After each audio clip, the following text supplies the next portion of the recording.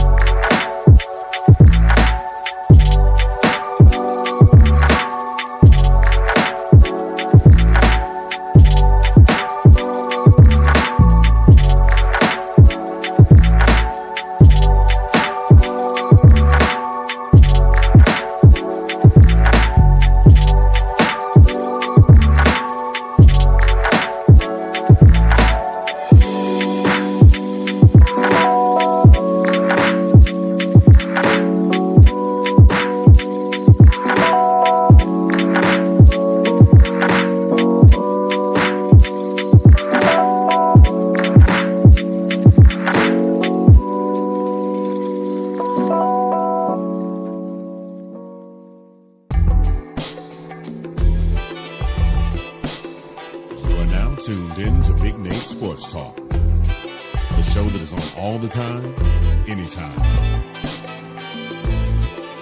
And now, ladies and gentlemen, the next big thing, the latest up-and-coming sports journalist, your host, Nathan Snell.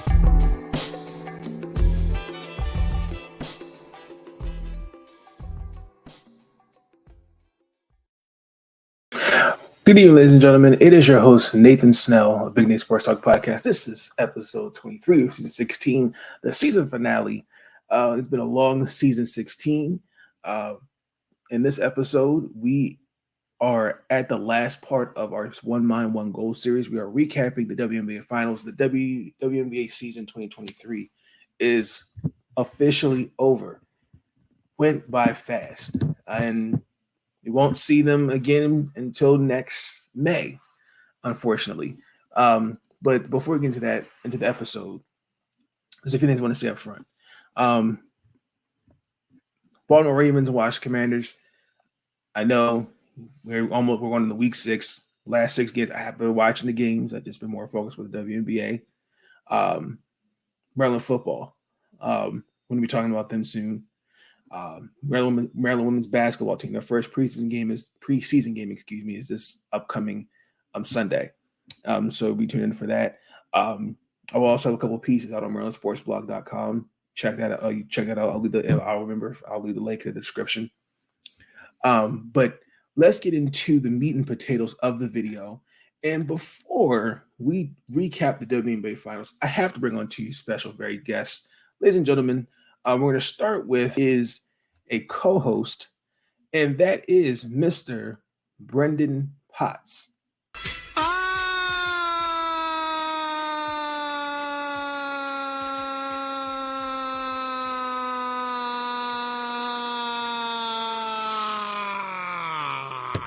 Woo! Brenden, how you doing, buddy?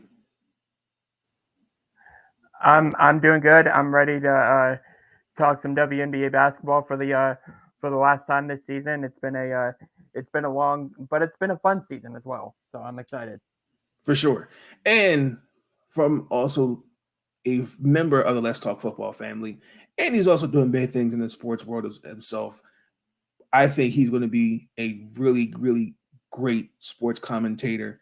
Especially, I love hearing his baseball perspective, particularly some of his predictions. I know he predicted the Orioles not getting to the World Series, but that's okay. Ladies and gentlemen, let's bring on Mr. Jon. Jon, how you doing, sir? Good to see you. You're muted.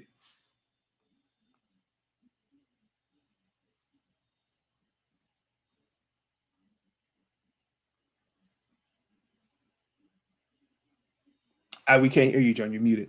Oh, yeah.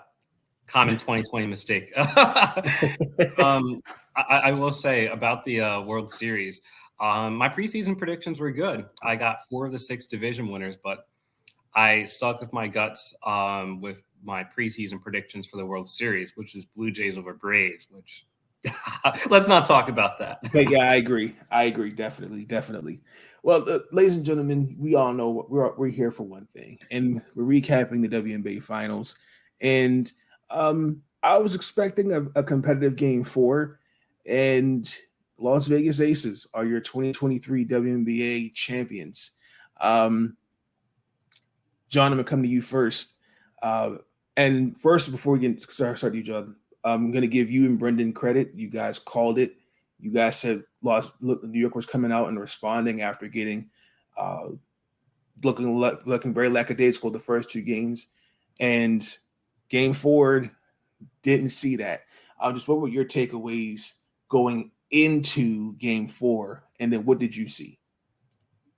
Yeah, first of all, Becky Hammon, head coach of the Las Vegas Aces. I mean, she's got to be one of the best active coaches out there. The way that she was able to match up against Brondello's lineups was fantastic.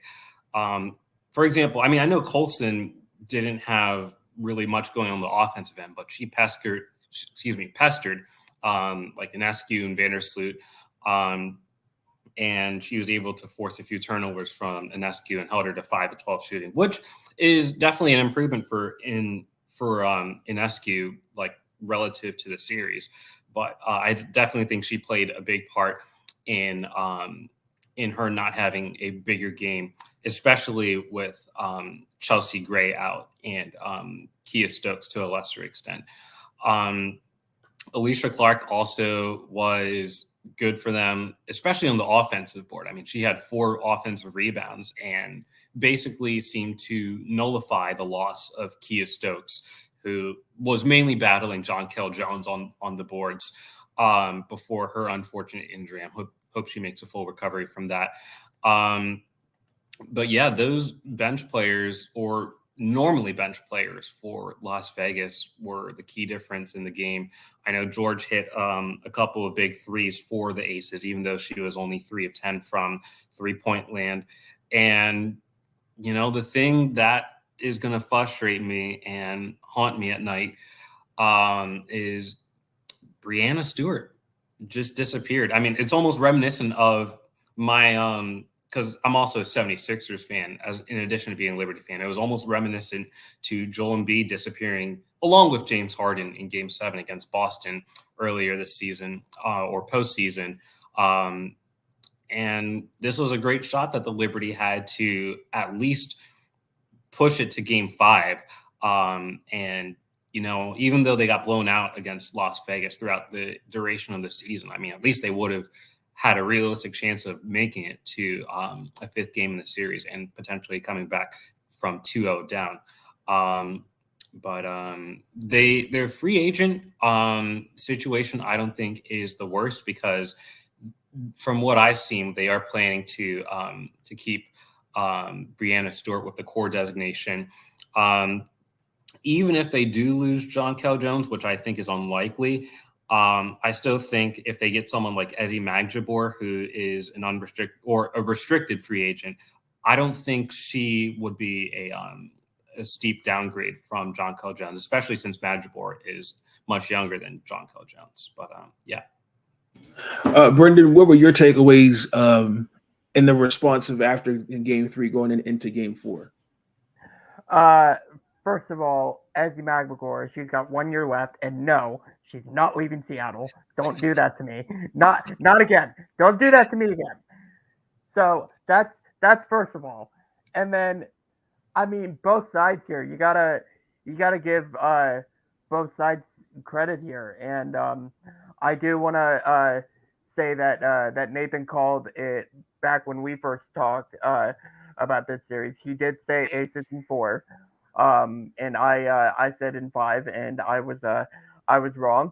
But the Liberty came back in Game 3. They punched them in the mouth, and that punch was even bigger than a normal win, because the Aces came out hobbled without Chelsea Gray and Kia Stokes, defending Finals MVP Chelsea Gray, by the way, and that's a big loss. But kudos to Becky Hammon, like you said, one of the best coaches to coach basketball, and I agree, for coming out and making the necessary adjustments to close this out.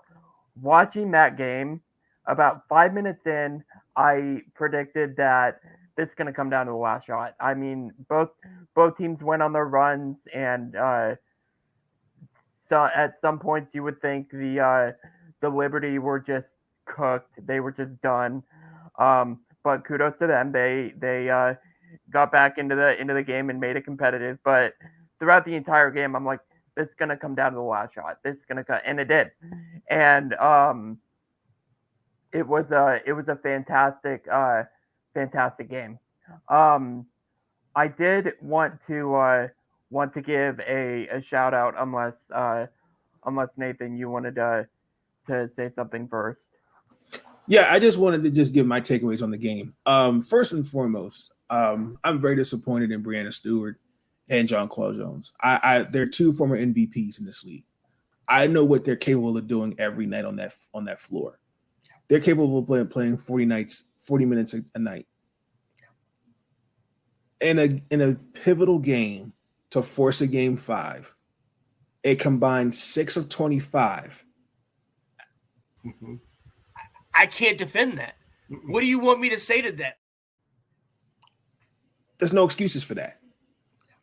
And for me, like the first quarter, like, okay, Vegas turned the ball over, I think, with 8 times. I'm like, oh, okay, here we go. Like New York, I thought they would have taken. There were a lot of moments where they should have taken advantage. Didn't happen. I mean, there were points where they're leaving Kayla George, and give her credit, and shout out to K-Dot, one half of the Keeping 9450 Women's Basketball Network. He called it. He said Vegas can win this game with its role players. He said if Kayla George, he sprinkled in the bench points. Kayla George has like 12. Sydney Colson has this, or Alicia Clark. They made a difference. Alicia Clark, we already know what she can bring in. She can bring, as she's arguably the best defender in the WNBA. But when you see Kayla George, at first it was like a little like, oh, okay, like we're giving her she has too much of a green light. We can give her, we can caution her a little bit. But when it mattered, Asia Wilson took over on both sides of the floor. Especially, I knew the game was over when she hit that turnaround J from the left side. And I thought the one play where they inbounded it, that should have been a foul. Okay. Because she went up and got fouled. And for me, the officiating compared to what it was in Vegas and New York, very, very different. Because I'm all about fairness and consistency. If you call something on one end, you got to call on the other. However, I don't think Vegas they did make the adjustments, and they stuck to the game plan. But I was really disappointed in just New York, and Coach Sandy Brondello got outcoached, and Becky Hammon is just showing you what her worth is as a coach, and did it without two pivotal pieces, particularly the point guard. Like Sydney Colston, you mentioned it, John. Kayla George. Let's not forget Kirsten Bell has some minutes in there. So that was just really my biggest takeaways from the game. But hey, look, I called it. I just think if you just can't. Well, we're gonna get into that in a little bit, but in the beginning, I did say Las Vegas in 4. The way New York was playing after game 2, I was like, oh no, this looks like a sweep. So, Brenden, let me turn it back over to you. I know you want to definitely give your flowers to a certain ball player. Yeah, my flowers are to a specific ball player, and this we have the same birthday. Me and Alicia Clark is who I'm giving these flowers to. This has nothing to do with that. This has a little bit to do with she's a former Storm player, and you and me, Nate, we know the best of what I'm about to say. There are two players in the WNBA who are impossible, absolutely impossible to guard 1v1. There are maybe more that come to your head, but immediately there are two. A'ja Wilson and Breanna Stewart.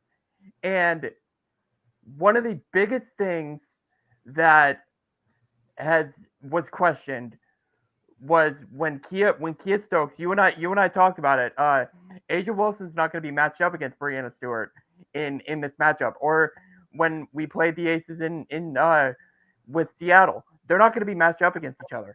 It's going to be Breanna Stewart and Kia Stokes, or Breanna Stewart and anybody else but A'ja Wilson. Kia Stokes gets hurt, plug and play. Alicia Clark. Now, that's the biggest mistake you can make in your life with that matchup, because nobody knows Breanna Stewart better as a player than Alicia Clark, because they played each other in Seattle. So that puts Alicia at an advantage, because she knows everything that she's going to do. And you look at that box score and you say, oh man, Breanna Stewart played so bad. It was only 10 points on on 2 or 3 shot makes. So it looks like she had a bad game. The reason she had a bad game was not because of Breanna Stewart at all. It's because Alicia Clark shut down Breanna Stewart, put her in jail, did the most impossible thing that you could do, and threw away the key, because she is the only one. Every single time she was matched up against Breanna one-on-one, she locked her down. And that is, I said at the beginning, she is one of the most players that it is impossible to defend her one-on-one. And kudos to Becky Hammon, because every single time that she was switched off, that Alicia was switched off of Breanna Stewart and a lesser defender was guarding her, they doubled her. And that was super smart. Or when Alicia was off the floor, they doubled her and made it hard for her to score. So, but every time Alicia was put on the floor, she was matched up against Breanna Stewart, and she shut her the hell down. Now, for Alicia Clark as a player, she is criminally underrated on defense. She's criminally underrated. And she's playing against Breanna Stewart with a size disadvantage. Alicia Clark is 5'11". And Breanna Stewart, A'ja Wilson, Candace Parker, even Ezzy Maglagor, they're all 6'4". They've all got 5 inches up on her. And Alicia Clark still shut her down. And I'm telling you, Alicia Clark is so good on defense. If she was 5 inches taller, she would annually win Defensive Player of the Year. She is that good. And I am tired of the disrespect or lack of respect that we are not giving Alicia Clark for being so good on the defense. Yeah, they lacked offense without Chelsea Gray, but they did not lack defense at all with the plug and play of Alicia Clark, because she is that damn good. And this is not the first year that I knew this.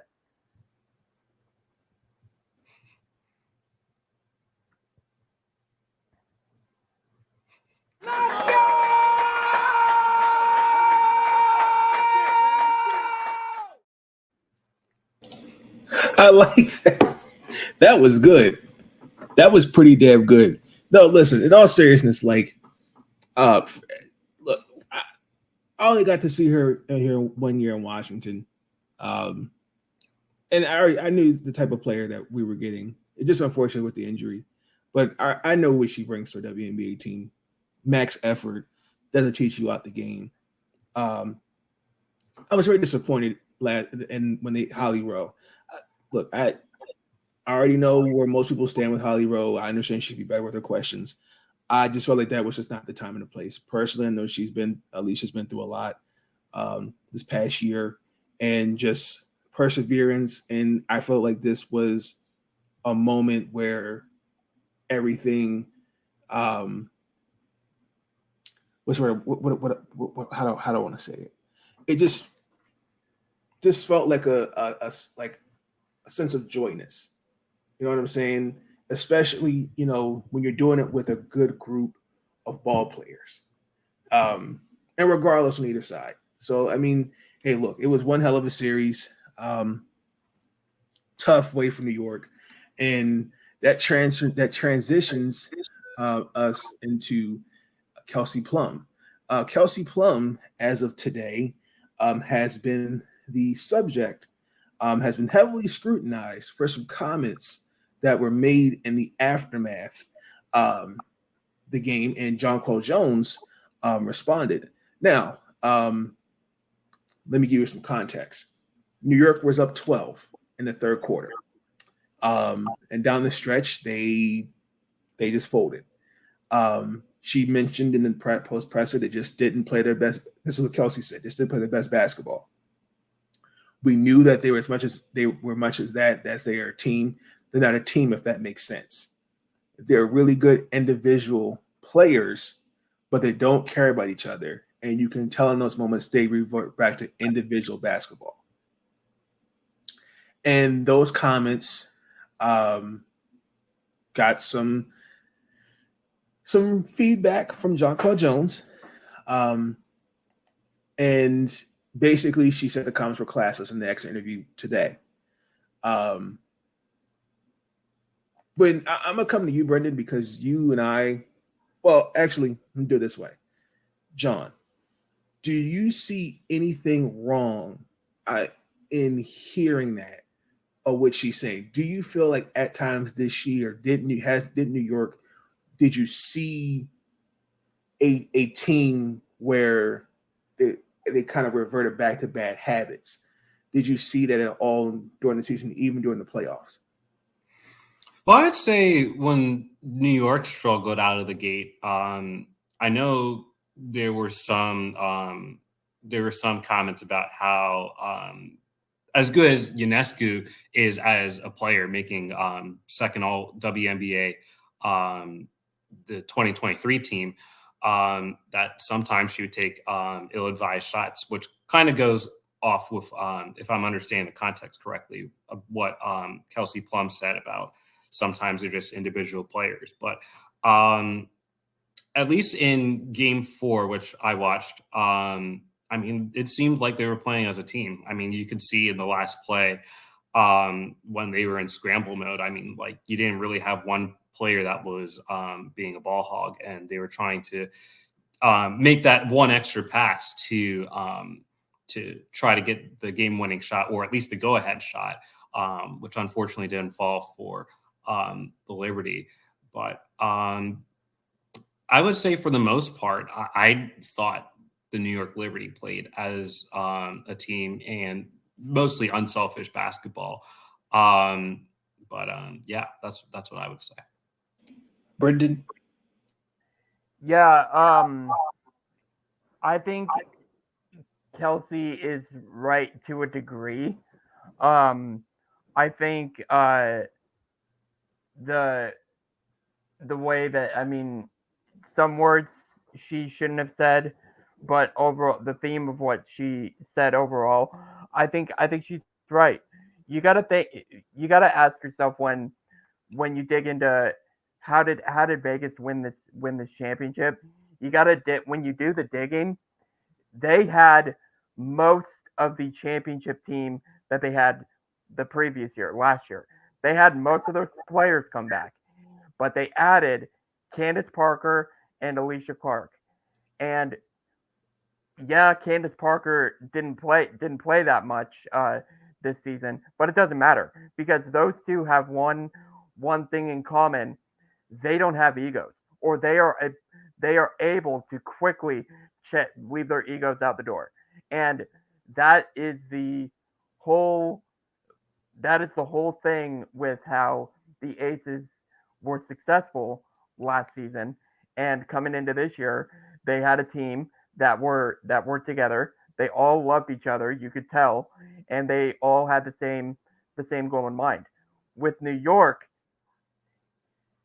you can build a team. You can build a team the way that they did. They added Jonquel Jones, a marquee, defending MVP. Like she's gotten her accolades. We know how good of a player she is. Breanna Stewart. We all know how good of a player she is. Me especially. And you know, and Courtney Vandersloot. I mean, you can add so many marquee players. You can do that all you want. That doesn't mean they're going to easily come together as a team overnight. And I think we saw that throughout the duration of the season. Now, I will give New York the benefit of the doubt in this area. They have to deal with Jonquel Jones and her mood swings throughout the duration of a game, or in this case, a season. Let's just tell it how it is. And they dealt with it, and they became a quote unquote super team, as we thought they would be on paper. Now, when they matched up against each other, the Aces and the Liberty in the finals, you could see the difference between that's where you can easily tell the difference between a team and a group of individual players wanting to play like a team. And I'm not saying the way that New York approached this season is bad. I'm saying it's going to take time. And if they decide to run it back, if New York does, then that's great. That builds team chemistry, and that gives them a better ability to win. Plus, they've all experienced a loss like this. Like Sabrina's never been to the finals. Breanna Stewart's never had a finals loss. So this is a first for most of these players. So now they know what it feels like. So in a way, in a big way, Kelsey Plum was right. Just the words should have been said differently. And I mean, I don't know what to say about Jonquel, because I mean, we all know like how you don't know what you're gonna get with her, and just the way that she handles whether it's press conferences or during a game, she just I don't know. I don't know what to say about Jonquel other than what I just said. So she almost reminds me. She almost reminds me of a less dramatic version of Liz Cambridge. I'm a disagree. I see two distinct personalities. Liz, there's some things I agree with her in terms of her experience in the W and what needs to change, but the player, two totally different things. What you're getting out of Jonquel Jones, she's a former MVP. We know what she's capable of doing. I'm not going to lie. She kind of did pout her way out of Connecticut last year. Like we're being honest. She got traded to New York. They got there. Now, me personally, this is just how I look at it. As I stated earlier, they were 6 of 25, 2 MVPs. If I shouldn't be taking 8 shots. She was 3 of 8. Brianna was 3 of 17. Like, come on now. Like, and for me, Brenden, when we did the video months ago, when during free agency, I said you're not going to beat teams like Dallas, New York, Dallas, Washington, Vegas by just assembling pieces. If you understand if you're trying to compete for a championship, look how Vegas is built. Vegas was built through the draft. Kelsey Plum, Asia Wilson, and Jackie Young. Ironically, all number 1 overall picks. Like, when you look, New York, who are you building around? Are you building around exactly? See, and that's kind of where you is it Stewie? Is it Enescu? Like, okay, your core Sabrina, that's fine. But what she said wasn't wrong. You just can't come out the gate. And in fairness to New York, they beat teams that were not at 100% of their best. It looks different if Breonna Jones was on the floor. It looks different if Shakira also is on the floor. Elena Deladon's 100% healthy. It's different. She wasn't wrong in what she said, as Brenden stated. The power of words. Words mean things. I just felt as though if New York had won the game, we wouldn't be having this conversation today. Like that's just the bottom line. And it doesn't help too when, let's keep it real.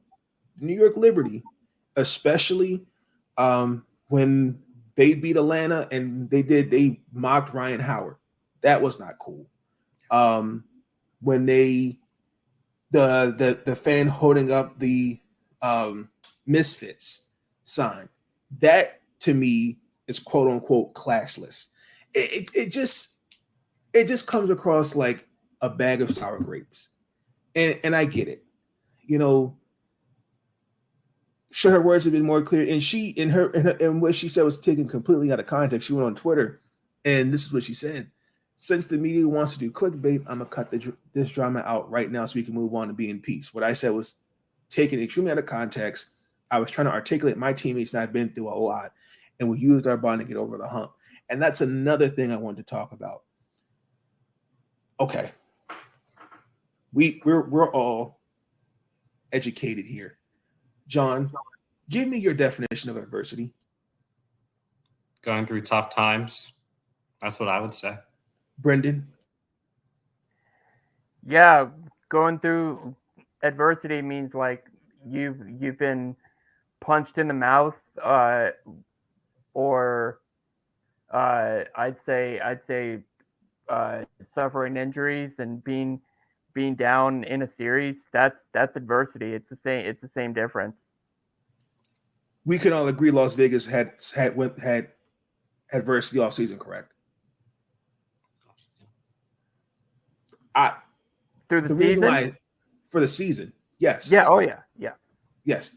But the reason why I say that is because when Chelsea goes down, you're asking others to step up.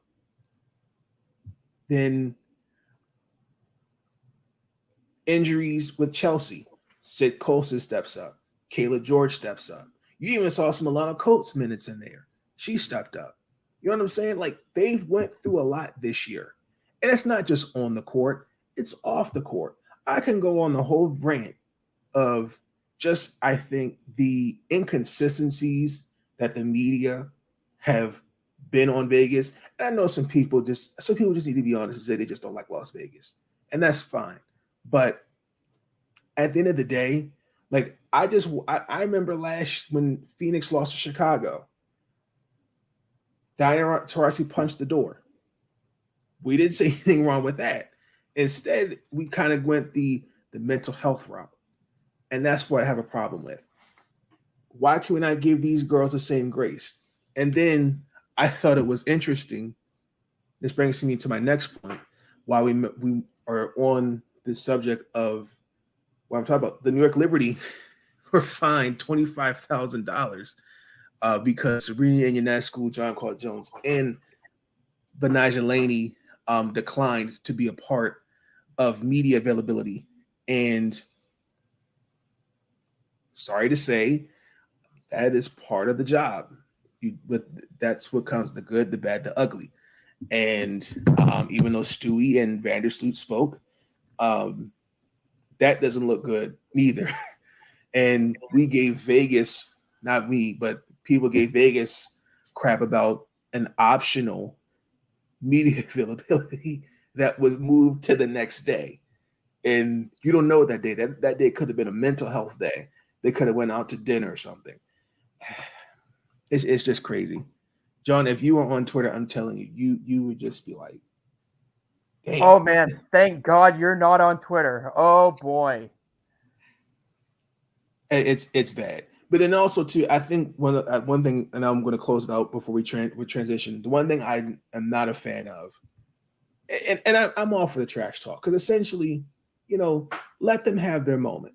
They deserve this, But what I have an issue with is when we get personal with not just players, but media members. I saw an individual. First and foremost, let me give Alana Coates her flowers. Second overall pick in this league, who I felt like just never got a fair chance with Chicago, Minnesota, or Washington. And Atlanta too. Didn't get a fair chance. And Indiana last year. Worked her ass off to get to this point in her career. Been through a lot, on a personal note, but just to get to this level again, they win a championship. That's adversity. But when we downplay, it doesn't matter if you're a role player. It doesn't matter if you're playing 5 minutes. It doesn't matter if you're playing 40 minutes. You still brought something to the team. And it bothers me that we have people on Twitter that would disrespect, that downplay the success of one. And that's not cool. So I just wanted to say that. But in closing of this, before we move on, the New York Liberty, look, they'll be fine. They'll be back. But at the end of the day, it's part of a learning experience.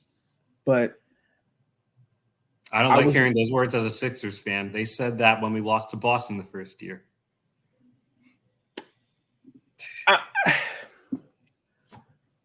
I see what you're saying, but I'm talking about in this instance. This team was just put together, like that's what it looks like this year, and I think there's going to be some changes in terms of probably more on the defensive side.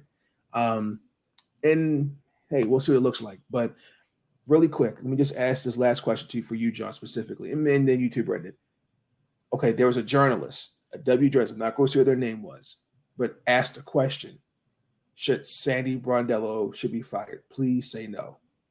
No, I don't think so. And I mean, especially considering that this Liberty team was very much different from the one that lost in 3 in the first round last year. But I mean, at the very least, Brondello, I would say she at the very least met expectations by taking this team to the finals. And I know that Connecticut in particular, I'm not sure about Washington, but they were missing a big piece, but she still got them there. And honestly, if Sloot doesn't miss a few open layups in game 4, or if she hits that go-ahead 3 down the stretch in game 4, I mean, this could have been a 5-game series.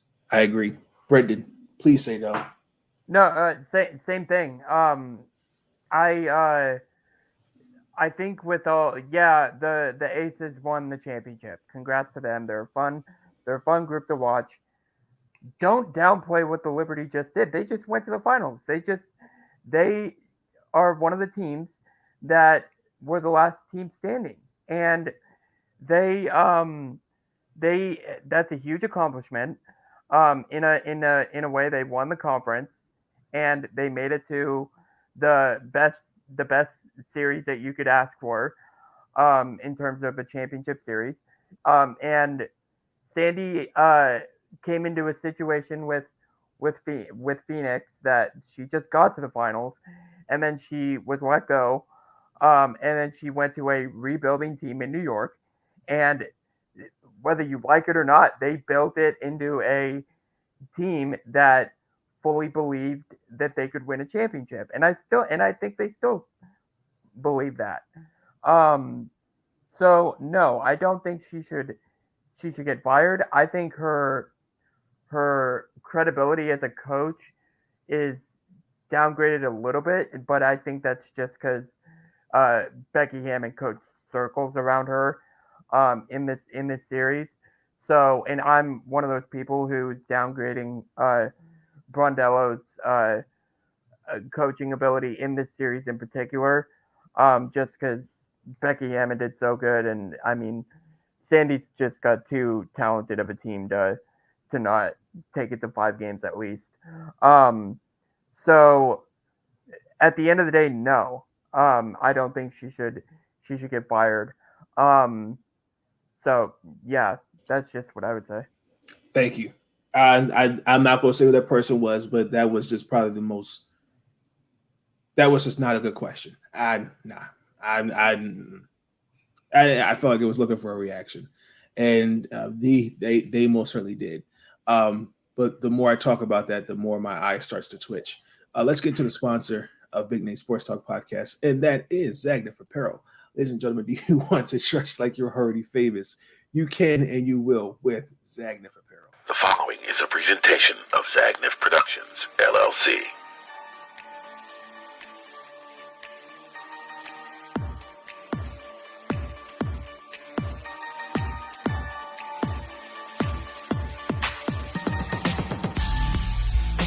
Introducing Zagnif Apparel. Our comfortable line of leisure wear and athletic wear will have you comfortable and stylish at any occasion. Whether you're at the gym, out shopping, or just relaxing at home. Whether you're an athlete or just want to lay around the house, we've got the perfect outfit for you. Stop by our website today and pick up your favorite pieces.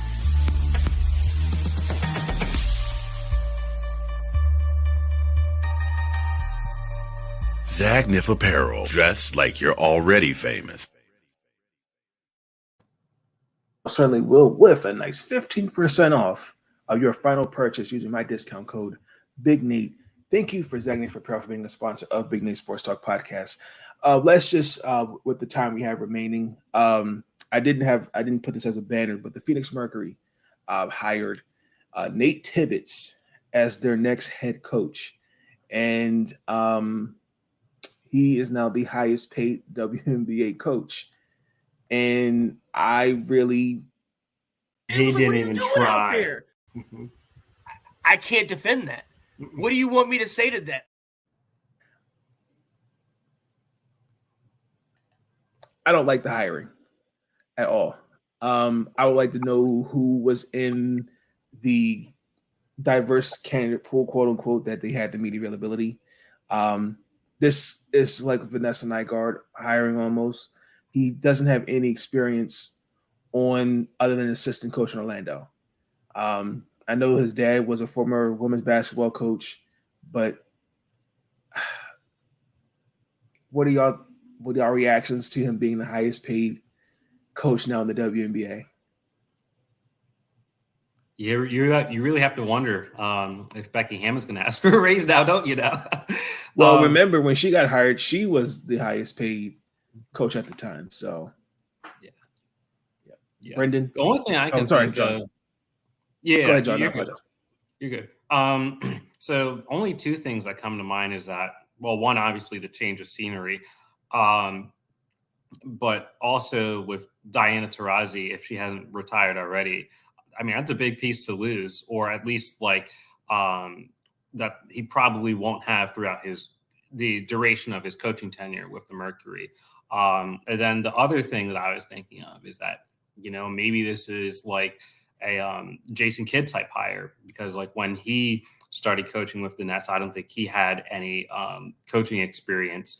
And, maybe this is that type of hire. Yeah. Yeah, I'm willing to give on the hire itself. I'm not mad about it. I'm not completely against it. It's just the fact that he is being paid so much money without coaching a game in the W. But you got to think about who when you think about some of these moves that are widely debated in the public, you got to like look deeper into each one. And when you look deeper into this one, you got to realize who the owner is, and you got to realize who that he is newly acquainted with this team, and you got to think about who he's currently worked with, and it's with the Phoenix Suns, and the moves that he has approved or have done during his ownership. Matt Ishbia, he got Kevin Durant to Phoenix, big name move. He's made a bunch of big acquisitions with the Suns, and I think you need to be educated about that just to know like he's the one who's paying this guy to be the head coach for the Phoenix Mercury. And so that puts although you may disagree with it, that puts a little more reasoning as to like why is this guy who hasn't coached in the W being given all this money to be the head person in the W. Here's where I get frustrated. When we get into the next season, I feel like this guy is going to get a pass because everything's set up to celebrate Phoenix. Diana Taurasi's last year probably, All-Star weekends in Phoenix, and we don't know how good or bad of a team they're going to be. Doesn't matter because everything's meant to celebrate Phoenix. So as a result, this guy's going to get a pass. Nate Tibbetts is going to get a pass. So it doesn't matter how good or bad he is as a coach this year. They're not going to let him go. Nothing's going to happen as much as the public would want. So that's where I feel like most of the W community is going to be frustrated because I think all of us agree that New York or Phoenix is not going to be particularly good next year, but it's not going to matter, and it's just going to make us all frustrated. I just, for me, this is basically, it's like when you're it's basically potential. I don't see it being successful. I could be proven wrong. Vanessa Nygaard, look, just on this level of the game, you're coaching professional women, and I just don't know. I just to me, Nikki Blue, I would have felt like she should have got an opportunity, but I think she was set up to fail with Beartech. I understand the injuries and the not having Skylar Diggins Smith because of maternity leave, and then DT and BG were pretty much out due to injuries. So now you look at next year. DT did state that she wants to finish out her contract because next year's an Olympic year, of course. Sophie Cunningham, Bree Turner, Mariah Jefferson, and then BG said she does want to come back. And then we don't know where they're going to be in the top 4 draft yet. So I'll give it a chance, but I don't like the hiring because it sends the wrong message. I thought we were supposed to be diversified, and to me, they just kind of downplayed, the protocol of the diverse candidates. Who was out there? Who else did you interview? You know what I'm saying? Like, other than Eric Tebow and maybe Kurt Miller, they have experience. You know what I'm saying? He doesn't have that. Like, he basically came and said, yeah, this is a new league for me. I want to be educated. I want to hear about the growth of this league. And it's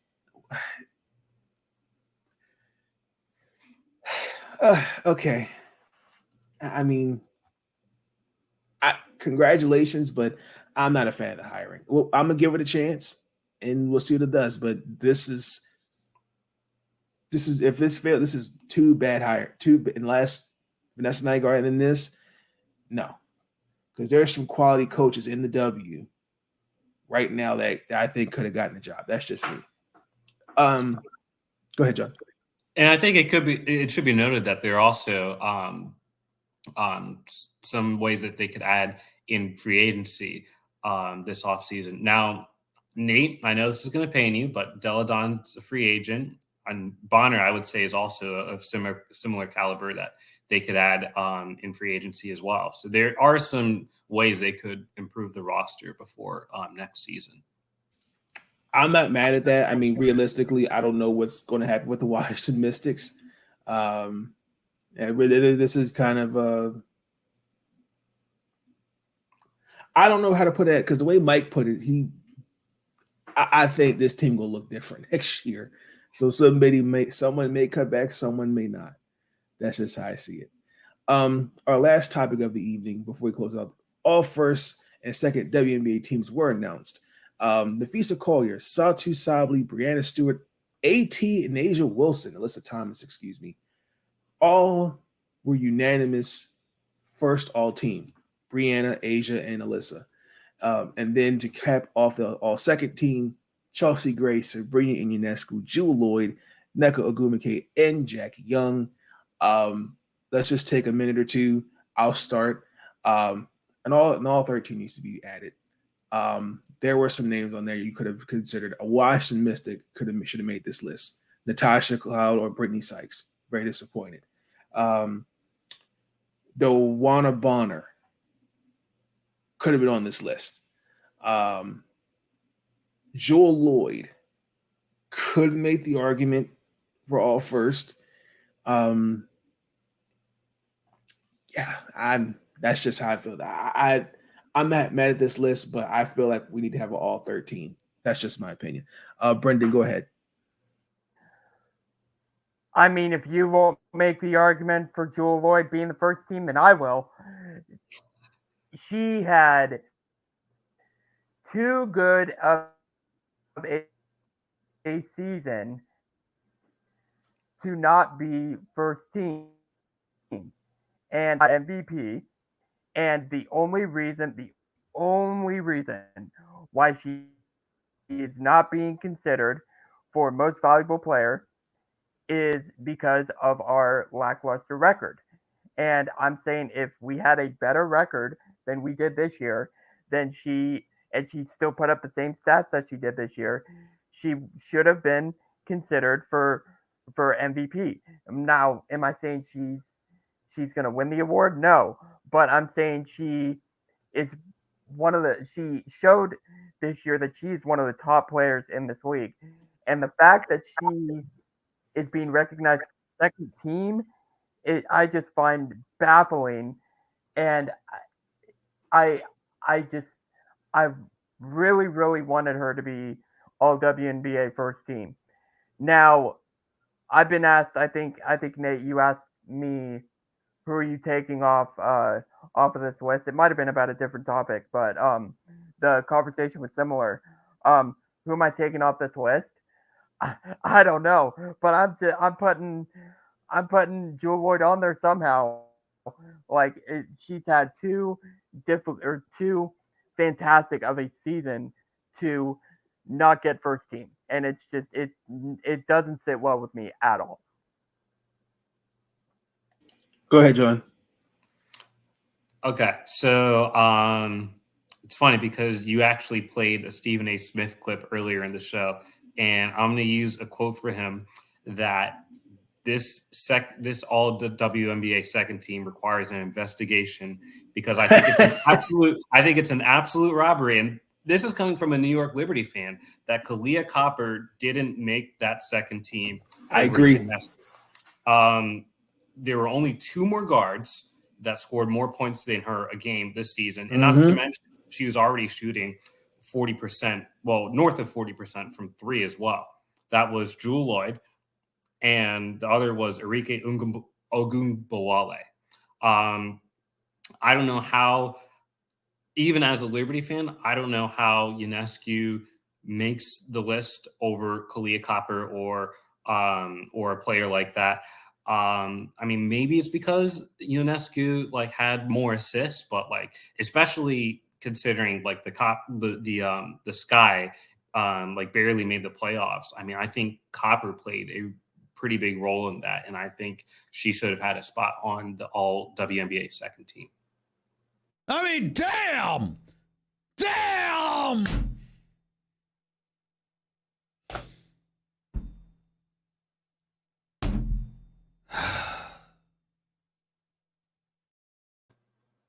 I'm in agreement. I really need to know the qualifications of some of these votes because I Lord have mercy, that made no sense whatsoever. What I do think is interesting though is that in the first team it was all forwards because normally I know in the NBA they have guards, forwards, centers, all NBA first team. Yeah, definitely, I agree. We have just probably 2 minutes. One final thought. just take a minute to just give your one final thought. I'll start with you, Brenden. Yeah, I kind of posted it on my social media earlier today, but I'm just thankful that for everybody that I came across this season. It was another amazing season of covering the WNBA and being a fan. I go to Washington, or I graduated from Washington State University, and I'm a big fan of their women's basketball program. And one of the themes with this program is they experienced a lot of firsts, and a lot of things happened to them for the first time over the last 2 years. And I feel like I went through a lot of firsts this WNBA season. I went to my first All-Star weekend. I met a lot of people and a lot of players for the first time this season. I went to my first jersey retirement with going to Sue Bird's jersey retirement. So I'm just really thankful that this game has grown so much and that I'm able to be a part of it. And I'm very excited for next season for sure. Go ahead, John. So, Brenden, you mentioned a lot of firsts for Washington State. Was losing one of those firsts? Ooh. I'm joking. Pac-12 champs. Pac-12 champs. Defending Pac-12 champs. Defending Pac-12 champs. I'm just saying, man. Yeah. But in seriousness, those sound like all great feats. I was hoping to go to the victory parade for the Liberty, which unfortunately won't happen this year. But my one final thought was that this WNBA season, as a Liberty fan, had its highs and lows. I will say that. I mean, I was fed up, like really fed up with John Kell Jones underperforming the first few weeks, if not months, of the season. But then, especially in that Connecticut series, I mean, like, she was a big reason we even got to the championship in the first place. And then, of course, while Game 4 was a low, I definitely think this season was a success for the Liberty, that at the very least they met expectations despite having championship aspirations this season. The one thing, of course, that concerns me is that we couldn't really have been much healthier in this postseason run. And kind of like I said in the last episode, I mean, this team, while they are a surefire playoff contender, still likely has a gauntlet to go back to even getting back to the WNBA finals next year. But it was great to be a little bit more familiar with the WNBA in my second season following it. And I would say I'm looking forward to the NBA season, but I'm a 76ers fan, so I don't know about that. Yes. I don't really have a one final thought. I'm actually going to save it for episode 117.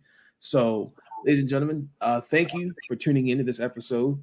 I will leave Brenden and John's social medias in the description below. Please like, comment, and subscribe. I will catch you guys on the flip side. Season 16 is over. Peace. Stay out. Thank you for tuning in to Big Nate Sports Talk. If you enjoyed that episode, be sure to like, subscribe, and share the next big thing, the next up-and-coming sports journalist, Big Nate Sports Talk. It's on all the time, anytime. I want to thank you, yeah. I want to thank you.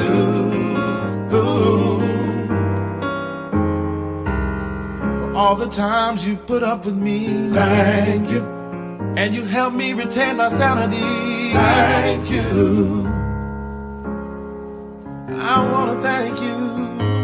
And I want to thank you. All I want to do is say thank you for everything you do.